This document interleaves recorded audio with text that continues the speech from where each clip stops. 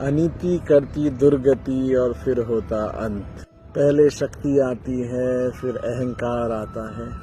अहंकार गलतियां कराता है और फिर अंत आता है। नहीं मानते?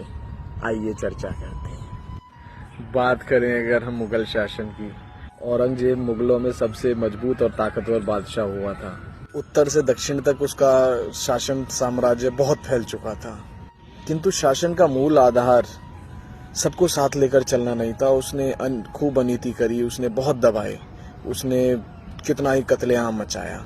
इस सब की वजह से लोगों में उसके प्रति बहुत ज्यादा गुस्सा और आक्रोश आ गया था, जिसका परिणाम स्वरूप हमने देखा कि औरंगजेब के खत्म होते ही मराठा और कितनी ही शक्तियां पूरा सिर उठाकर खड़ी हो गई।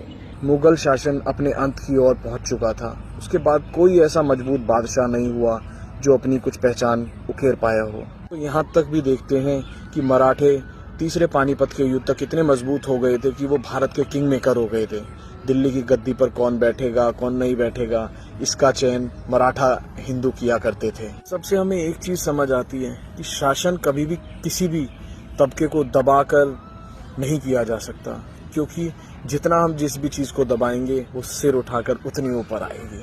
शासन तो दिल जीत कर सबको साथ लेकर किया जाता है, ये तो वो कुछ समय बाद खत्म हो जाता है।